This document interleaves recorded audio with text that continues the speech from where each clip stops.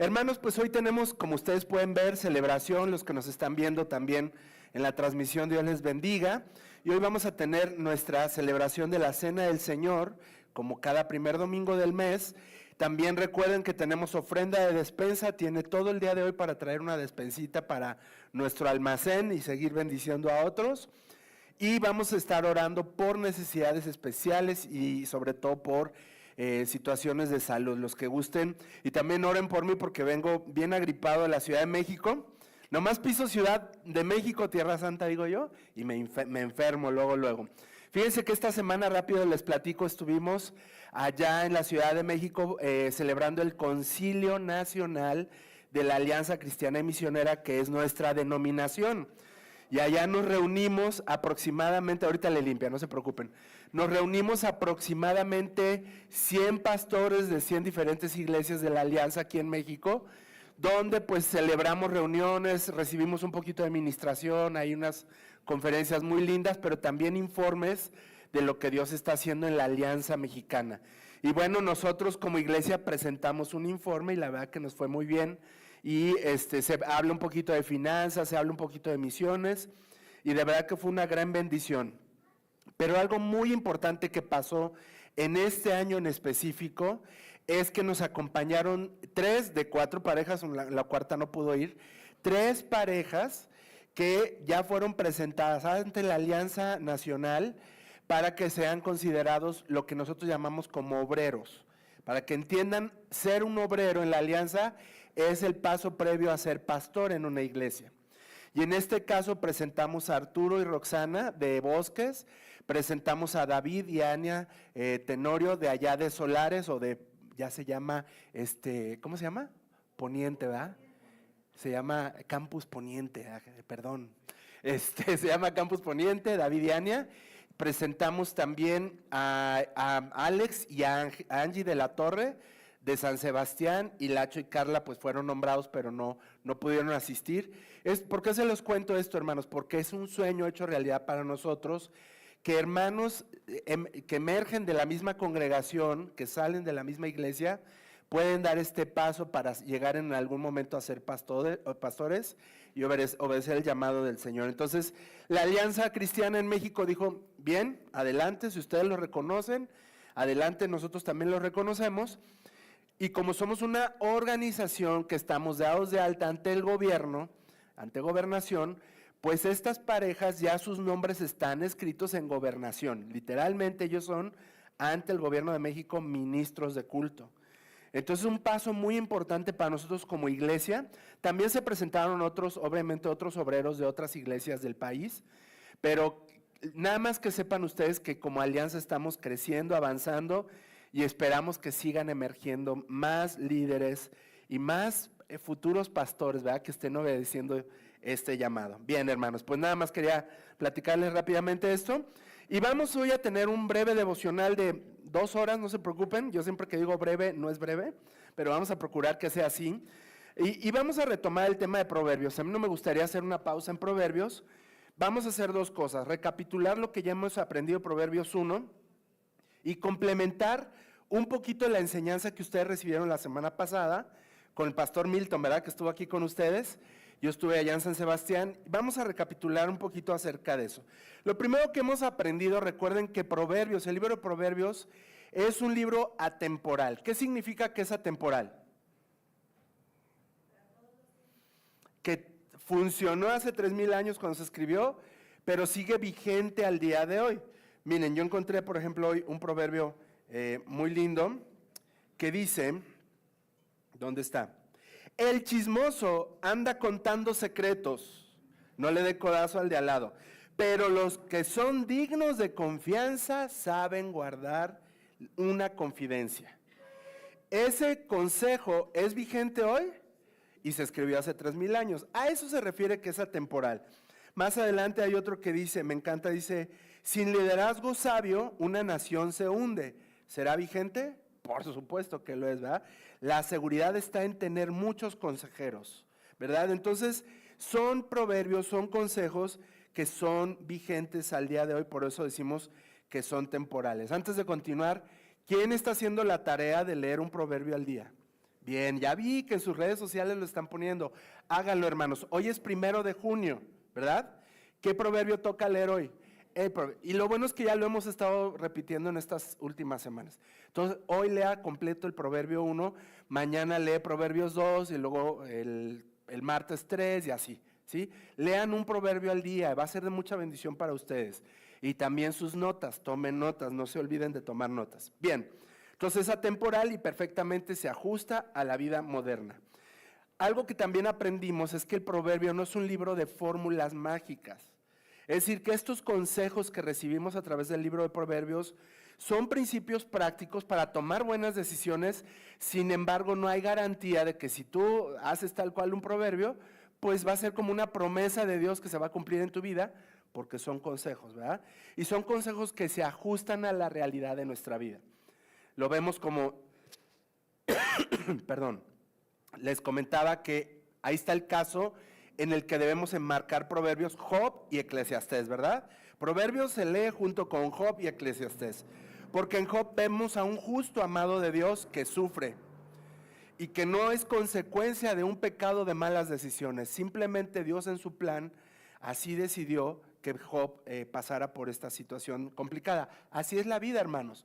La vida va constantemente a presentarnos una serie de situaciones complicadas en las que no se garantiza, ay, voy a leer proverbios porque me está yendo como en feria en el negocio. Bueno, vas a tomar mejores decisiones, pero no hay una garantía porque son consejos, ¿verdad? También no son profecías, también no son cosas que debas de estar proclamando para que algo suceda ahí en místico y cambie tu realidad. No, no es así, son consejos. Lo que sí es que van a aumentar tus probabilidades de tomar mejores decisiones. Eso sí va a pasar. Nos reta a vivir con sabiduría en lo cotidiano. Nos encanta Proverbios porque es para la vida cotidiana. No es para un monje que está allá en una montaña, en una cueva encerrado. Es para tu vida cotidiana. Porque Proverbios habla de finanzas, ¿sí o no? Proverbios habla del matrimonio, ¿sí o no? Proverbios habla de crianza de los hijos, ¿sí o no? ¿De qué otra cosa habla Proverbios? De tu trabajo, habla mucho de la holgazanería, del flojo y del que hace bien su trabajo, del que se esfuerza. Habla del ahorro. ¿De qué otra cosa habla? De la sexualidad habla. Del servicio. Entonces Proverbios es un libro que habla de la vida cotidiana, por eso nos gusta mucho. Proverbios, perdón hermanos. Bueno, ¿se acuerdan que aprendimos que la palabra sabiduría tiene un origen en el hebreo que es jokma? ¿Se acuerdan? Ustedes lo tienen en sus notas, yo creo que sí lo anotaron.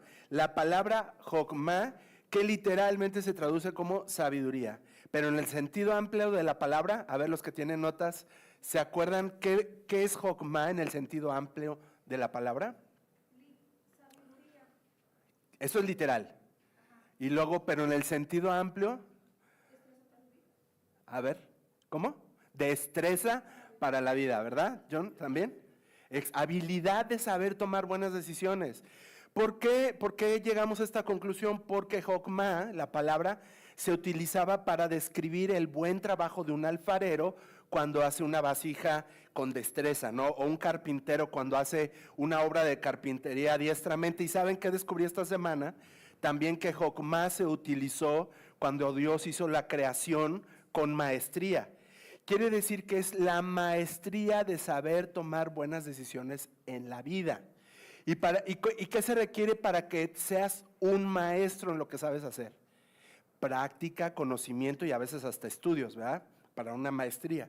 Entonces, en la toma de buenas decisiones en tus finanzas, en tu matrimonio, en la crianza de tus hijos, ¿necesitas maestría, sí o no? Claro, ¿verdad? Entonces, esta jokma, esta sabiduría que viene de lo alto, es la destreza para tomar buenas decisiones. Ahí, ¿se acuerdan que les di una definición que nos gustó mucho? La sabiduría es el arte y la habilidad de navegar en las complejidades de la vida en el mundo real para la gloria de Dios. Y hoy más que nunca necesitamos de esta sabiduría. ¿Por qué? Porque recibimos toneladas de información de la sabiduría de este mundo. La sabiduría de este mundo no es la sabiduría de Dios. Y me refiero al sistema que gobierna el mundo. a corrientes filosóficas, a formas de pensamiento, incluso hasta otras religiones, influyen cotidianamente en nuestras vidas. Te voy a dar una corriente filosófica, una creencia que incluso ha entrado en la iglesia. Un ejemplo nada más. Si tú declaras y proclamas con tus palabras algo, se te va a cumplir. Eso es lo que se está proclamando últimamente o diciendo mucho en las iglesias cristianas. Pero esto viene de una filosofía oriental en donde se cree que las palabras tienen la capacidad de modificar las circunstancias, ¿no? Cuando sabemos que Dios está por encima de todas las circunstancias y nuestras palabras no tienen el poder místico de dominar alguna situación, ¿no? Entonces, este tipo de filosofías han entrado a la iglesia y entonces ahora en las iglesias andamos proclamando y declarando cosas pensando que nuestras palabras tienen el poder de hacer el cambio. El único que tiene el poder de hacer cambio es Dios y su Espíritu. Y eso es lo que la Biblia enseña. Entonces, ante tantas corrientes de pensamiento, creencias, filosofías, necesitamos la jokmá de Dios, la sabiduría de Dios para las buenas decisiones. Ahora, también se acuerdan ustedes que en capítulo 1 de Proverbios aprendimos tres razones para estudiar y confiar en el libro de Proverbios. Uno fue por el autor fue Salomón, ¿se acuerdan? El rey Salomón, quien escribe Proverbios como resultado de pedir sabiduría de Dios. Él pide la sabiduría de Dios y entonces es inspirado para escribir Proverbios, Eclesiastés y Cantares. Entonces, ¿de dónde viene esta sabiduría? De lo alto, ¿verdad? Son consejos prácticos, sí, pero vienen de lo alto. Lo segundo que aprendimos es que el propósito de los proverbios, ustedes pueden ver ahí en el capítulo 1 del 2 al 6, dice que es para aumentar nuestra sabiduría. No te quedas con un conocimiento básico, sino que al leer el libro de proverbios, a ustedes les va a pasar, cada día que lean un proverbio diferente, la sabiduría va a aumentar, ¿no? Entonces vas a empezar a entender más las cosas. Pero hay un componente ahí que es muy necesario, es la humildad de admitir que necesitas sabiduría. Eso es lo que tuvo Salomón, porque Dios le dijo, pide lo que quieras. Y Salomón reconoció en humildad que necesitaba sabiduría para gobernar, ¿verdad? Entonces, tú necesitas la humildad para poder recibir la sabiduría de Dios. Porque acuérdense que Dios resiste al soberbio. Si tú dices, no, yo ya no necesito aprender más de la Biblia, yo no necesito ir a academia, yo ya no necesito más. Bueno, es falta de humildad y en realidad es que necesitamos la humildad para poder admitir que necesitamos recibir la sabiduría de Dios y ser enseñables, ser corregibles, ser disciplinados. Qué difícil es cuando una persona no es enseñable. ¿Les ha pasado? Que por más que quieres, oye, mira, te quiero dar un consejo, no, yo ya sé cómo lo tengo que hacer, no me digas cómo hacer mi trabajo, no me digas qué tengo que hacer. A veces somos personas no enseñables, falta de humildad, no corregibles. ¿Qué pasa cuando los hijos no se dejan corregir? Qué batalla, ¿verdad? Tremenda para los papás. Entonces debemos de aprender a ser enseñables y corregibles para poder recibir en humildad la sabiduría de Dios. Y lo tercero que aprendimos es que hay una clave. Hay algo que es clave para aprender a recibir la sabiduría de Dios, que es el principio de la sabiduría, es el temor del Señor, ¿verdad? Y aprendimos que el temor del Señor no es que te escondas en un rincón muerto de terror porque Dios está ahí, es esa reverencia santa y saludable por Dios, ¿no? Y aprendimos un concepto ahí, temer a Dios significa tener tal reverencia por Él, que Él tenga un gran impacto en la manera en la que yo vivo. Respeto tanto y amo tanto a este Dios y le temo en un temor saludable porque su presencia está impactando mi vida para que yo pueda ser una persona diferente. Eso es el temor del Señor. De nada sirve que le tengas terror si sigues teniendo la misma vida de siempre. De nada sirve de que te escondas de Dios si tu vida no cambia. El temor al Señor es decir, por la influencia de Dios en mi vida, ese temor reverente, estoy siendo transformado. Bien, pues eso es lo que aprendimos la primera semana. Los proverbios no son promesas, ¿verdad? No son una fórmula para el éxito, sin embargo, se enfocan en la regla general, pero no en las excepciones. Ahí tenemos a Job, tenemos a Eclesiastés, que nos hablan mucho de esto. Bien, ahora vamos a Proverbios 2, si gustan buscar en sus Biblias. Proverbios 2 y nos enfocamos la semana pasada en el versículo 4, por favor. Proverbios 2, 4. ¿Alguien que me pueda leer ese pasaje, Proverbios 2, 4, por favor?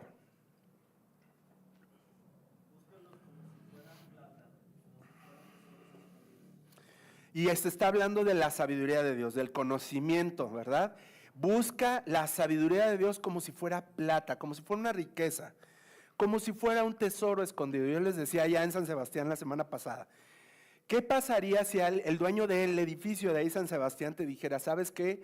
Mis abuelos, mis antepasados enterraron aquí en este local un tesoro y el que lo encuentre se lo lleva. ¿Qué harías? ¿Tú qué harías si alguien te dijera, aquí hay un tesoro, aquí abajo en las oficinas? ¿Y cómo lo buscarías? Ay, pues, barriéndole, ¿no? No, ¿cómo? Pues te traes un marro, ¿verdad? Un pico y empiezas a destruir todo porque vas a encontrar un tesoro. Esa es la idea de este pasaje. Dice, así como buscarías un tesoro, con ímpetu, con dedicación, con herramientas, así debes de buscarle la sabiduría de Dios, la palabra de Dios, ¿verdad? Entonces, a eso se refiere. Ahora, ¿en dónde radica el tesoro en la palabra de Dios? Si ustedes quizás lo tomaron, lo vieron la semana pasada con Milton, Colosenses 2 revela esto. Colosenses 2, del 2 al 3 dice, quiero que tengan, dice Pablo, quiero que tengan la confianza de que entienden el misterioso plan de Dios que es Cristo mismo. Verso 3, en Él, en Cristo, están escondidos todos los tesoros de la sabiduría y del conocimiento. ¿En quién está escondidos los tesoros de la sabiduría y del conocimiento? En Cristo. Y entonces Proverbios 2:4, cuando te dice busca la sabiduría como un tesoro escondido, se refiere a que debes de buscar una relación más profunda y real y genuina e intencional. ¿Con quién? Con tu Biblia ahí en la almohada, ¿verdad? Para que por ósmosis se te pase al cerebro. No, con Cristo, intencionalmente, conocerlo más a Él, entender quién es Él, buscar agradarle, saber más de Cristo, ¿verdad? Esto quiere decir que significa invertir tiempo. ¿Qué más tendríamos que invertir para conocer más a Cristo? Ustedes díganme. ¿Tu tiempo? Sí, ¿verdad? ¿Qué más? Fe, ajá, incrementar tu fe, perdón. Interés, intención, ¿verdad? Yo sé que tengo otros intereses, tengo otras intenciones en mi vida. A mí me gustaría sentarme a ver 3 horas de Netflix hoy, no quiero saber nada. Pero cuando hay un interés por conocer más a Jesús, voy a hacer a un lado otros intereses y enfocarme, ¿no? No estoy diciendo que apagues tu tele, no estoy diciendo que quemes tus discos como antes nos decían, pero sí que dediques un interés especial y una intención especial. ¿Qué otra cosa tenemos que invertir a veces para conocer más y estar más cerca del Señor? Energías, fuerzas, no me quiero levantar, no quiero les digo, a veces yo no quiero ir a la iglesia, pero luego me acuerdo que soy el pastor y tengo que ir. Sara me dice, pero tú eres el pastor, tienes que ir. Entonces, a veces no tenemos la energía, las ganas, la paciencia, pero pues va a requerir un esfuerzo de tu parte, pues el conocer más al Señor. A veces vienen conmigo en consejería algunos de ustedes, todos desanimados, todos tristes, que no saben qué hacer con su vida, y yo les pregunto, ¿cómo está tu vida devocional, de lectura de la palabra, tu tiempo de oración? No, pues nulo, ahí está la cosa. Entonces tenemos que empezar por lo primero, dedicar tiempo y esfuerzo. No tengo ganas, pero dice Pablo, me forzo a mí mismo a hacer lo que Dios quiere que haga. A veces vamos a tener que forzarnos, y yo te garantizo que va a llegar un punto en donde no lo vas a tener que hacer a fuerzas. Va a ser un deleite, va a ser algo que vas a disfrutar mucho, ¿verdad? A veces vas a tener que invertir dinero, recursos, porque hay quienes me han dicho, Lalo, yo quiero saber más. Bueno, métete a un seminario teológico, métete a un instituto bíblico en donde pues haya maestros que te enseñan teología, pero pues va a costar, ¿no? Porque es una escuela, un seminario. Y vas a tener que comprar libros, vas a tener que invertirle no nada más tiempo, pero también a veces dinero.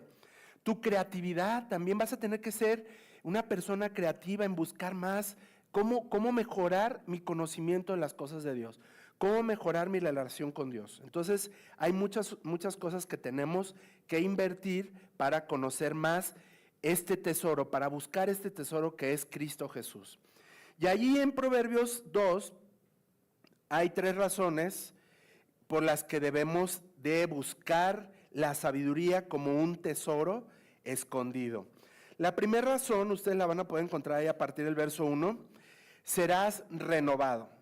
Serás renovado porque va a haber un avivamiento espiritual mientras más conoces de la voluntad de Dios para tu vida. Mientras más recibes consejos de parte de la palabra de Dios, tu espíritu va a estar con este avivamiento y esta frescura. Yo me acuerdo cuando a mis 17 años tuve yo un encuentro personal con Jesús, yo me devoraba la Biblia, yo compraba libros, yo quería ahí confrontarme con otros a ver quién sabía más de Biblia. Era una pasión, ¿no? Y hasta el día de hoy es algo que a mí disfruto y me gusta mucho. Entonces va a haber un avivamiento espiritual, pero también va a haber una transformación moral. ¿Por qué les digo esto, queridos? Porque moralmente tú ya traes precargado un sistema. Ya sea que lo heredaste de tu familia, conceptos familiares, tradiciones familiares, costumbres familiares, también traes cargado una costumbre, una tradición nacional o cultural. O sea, en la cultura hacemos ciertas cosas, ¿verdad? Practicamos ciertas cosas y traes esta carga también del pecado original ahí en tu cuerpo que te hace inclinarte a hacer ciertas cosas. Entonces, cuando viene esta transformación, no solamente espiritual, sino moral, te vas a dar cuenta que algunas tradiciones que tú traías en tu vida son incorrectas. Por ejemplo, ahora que hemos estado muy seguido allá en Quinceo con nuestros hermanos purépechas, la tradición ahí y la cultura regional es que la mujer no vale. Su palabra no es tomada en cuenta, es como tener una silla o tener un mueble ahí y me sirve para tener hijos y para que me atienda. Entonces, es una cultura muy regional, pero sí o no en todo México por mucho tiempo ha dominado esa cultura, el machismo. Entonces llega el Evangelio de Jesucristo en donde iguala el valor de la mujer con el hombre. Delante de Dios son igual. Jesús murió por el hombre y por la mujer y delante de Dios tiene el mismo valor. Entonces el Evangelio de Jesucristo corrige esa cultura moral incorrecta. Entonces ahora los hermanitos de Quinceo de la iglesia están empezando a considerar, fíjense qué interesante, el valor de la mujer. Ya hablan, ya toman decisiones y están felices ellas porque es un despertar que Dios provocó a través de su Evangelio. Entonces la palabra de Dios va a traer también una corrección moral. Piensa en tu carga cultural familiar. Hay alguien que me decía, no, en mi familia todos somos bien groseros, siempre decimos groserías y hablamos con puras groserías, ¿no? Pues es una carga moral, cultural que traes de tu familia, una tradición. Pero llegas a la palabra de Dios, dice que ninguna palabra ociosa salga de vuestras bocas, ¿no? Entonces el Evangelio va a empezar a corregir, mira, esto es algo que Dios no le agrada, aunque yo lo consideraba como algo que no estaba mal, pero es algo que Dios me está pidiendo que cambie, porque Él es santo, porque Él quiere lo mejor para mí. Y entonces el leer Proverbios va a empezar a despertar en ti una moralidad nueva que está conectada completamente con lo espiritual. También dice la palabra de Dios ahí a partir del verso 12 hasta el 19, estamos en el capítulo de Proverbios, que serás protegido. ¿De qué vas a ser protegido? Dice que de 2 cosas. Uno, del malvado y del perverso, así dice Proverbios. Que las buenas decisiones y andar con buenas compañías te va a proteger de mezclarte, de hacer negocios, de involucrarte con las personas que te van a alejar de Dios. Y esto va muy directo para los chavos sobre todo, pero también para todos los demás. Entonces te va a proteger la sabiduría de Dios, la jocma de Dios, te va a proteger del malvado. Las personas, dice ahí Proverbios, que hay quienes se despiertan maquinando hacer el mal. Bueno, pues la sabiduría de Dios te protege de esas influencias. Pero más adelante habla de la mujer, ¿verdad? De la mujer ahí malvada. Pero yo les quiero decir que no se refiere a una señora, ¿no? Mala, aunque sí las hay, ¿verdad? Se refiere a las malas decisiones, porque ahí da una descripción de un varón que va y se mete con la mujer que se dedica a cosas malas, y ya esto lo están viendo ahí en su texto. Pero se refiere también literalmente a eso, pero también en el sentido amplio a la toma de malas decisiones. Al estar tomando constantemente malas decisiones que pueden involucrar decisiones también de tipo sexual, ¿no? Como lo plantea muy claramente ahí en Proverbios. Y también por último dice en el verso 20 al 22 que si tú obedeces la sabiduría de Dios, sigue la sabiduría de Dios, habitarás en la tierra. Ahí dice, ¿verdad? Dios nos mostrará la senda y el propósito para el cual fuiste creado. Es decir, que Dios tiene un propósito en tu vida claramente definido para ti y es un propósito eterno. No estamos hablando de un propósito terrenal, sino un propósito divino y eterno, especialmente diseñado para cada uno de nosotros. Pero a veces perdemos el rumbo y no sabemos cuál es el propósito de Dios para nuestras vidas. Y a veces andamos preguntando, ay, ¿cuál será el propósito de Dios para mi vida? Bueno, dice ahí que esta jokma de Dios, esta sabiduría de Dios, te va a permitir llegar a esa tierra prometida que es el propósito de Dios para tu vida. Entonces Dios te va a mostrar el camino, Dios te va a dar la sabiduría para dar los pasos a seguir para llegar a ese propósito para el cual tú has sido llamado. Entonces una breve resumen de lo que hemos aprendido hasta el día de hoy con Proverbios. Y la clave ya saben cuál es. El principio de la sabiduría es el temor del Señor. Entonces es bueno evaluar en este momento, que ahorita vamos a pasar a la Santa Cena, evaluar en nuestros corazones qué tanto respeto reverente le tengo a mi Señor. Qué tanto ese Dios ha impactado mi vida de manera que está siendo transformada, que ya no soy el mismo de antes o sigo siendo el mismo de antes. Entonces quiere decir que hay algo que está pasando ahí que no estoy respetando, no estoy reverenciando a Dios de la manera que Él lo indica. Entonces dice la palabra de Dios, el principio de esta jokma, de esta sabiduría, es tener el temor de Dios de tal manera que soy transformado constantemente, que ya no soy el mismo de antes. Es un buen momento para meditar, por favor, si gustan, los que van a participar de la Cena del Señor, es bueno venir a la mesa del Señor con cuentas arregladas delante de Él. Y decir, Señor, quizás, Padre, no he tomado en cuenta este consejo. Quizás, Señor, tu presencia y la palabra tuya, Señor, que estoy aprendiendo en estos días, Señor, no ha impactado mi vida de tal forma que estoy dejando estas malas decisiones atrás, estos malos hábitos atrás, sino que sigo, Padre, luchando y practicando algunas cosas que a ti no te agradan. Padre, ayúdame. Dame de tu sabiduría, dame de tu poder y tu espíritu, Señor, que transforme mi vida para dejar todo aquello, Señor, que está estorbando entre tú y yo. Díselo al Señor, con tus palabras, ahí en tu lugar, con tus ojos cerrados.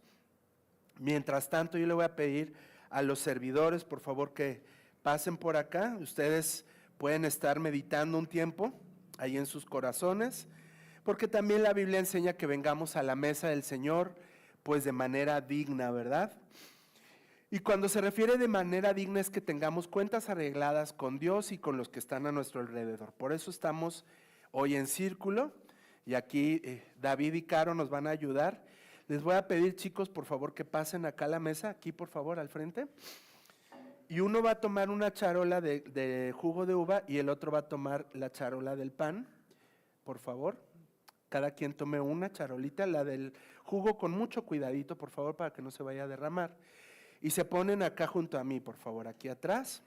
Ustedes no tienen que hacer nada más que permitir que las personas pasen acá al frente y tomen la cena del Señor. Si gustas acá, David, por favor. Aquí junto a Caro. Y todos los que van a participar de la cena del Señor, pues pueden ponerse en pie, y si gustan pasar por este lado, por mi lado derecho, tomar una copa de jugo de uva y una porción de pan, regresan a su lugar y ahorita en un momento todos vamos a tomar de la cena del Señor mientras tenemos un canto.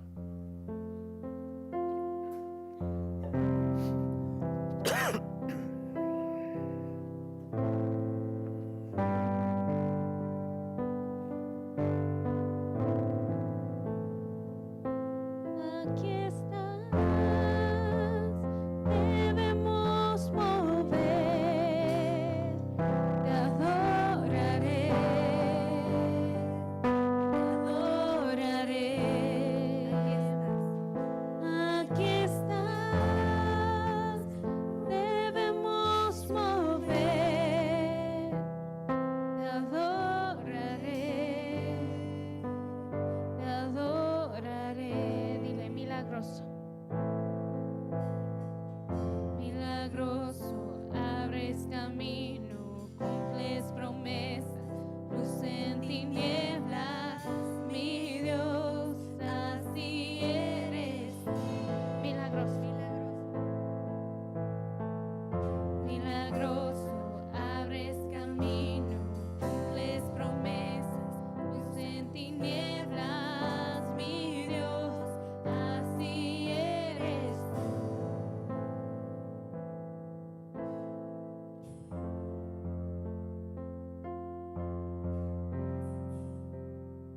Vamos a participar de la cena del Señor. ¿Hay alguien que falte? Todos estamos ya con... Muy bien.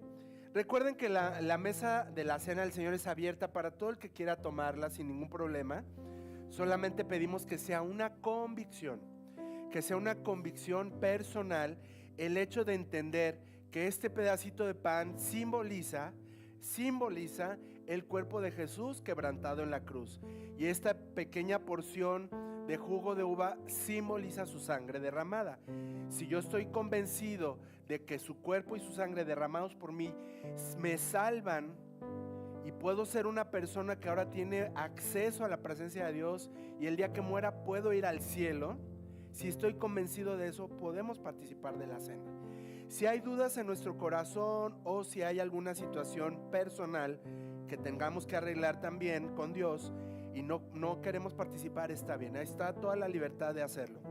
Bien, hermanos, vamos a pasar entonces a celebrar, y primero vamos con el pan. Ahí en 1 Corintios 11, 23 dice: pues yo les transmito lo que recibí del Señor mismo.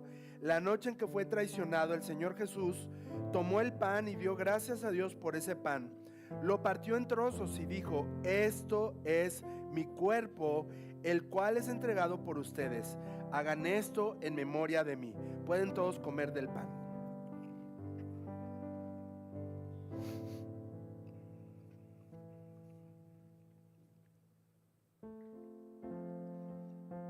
Ahora vamos con la copa. Dice ahí mismo en Corintios 11, 25: de la misma manera tomó en sus manos la copa de vino después de la cena y dijo: esta copa es el nuevo pacto entre Dios y su pueblo.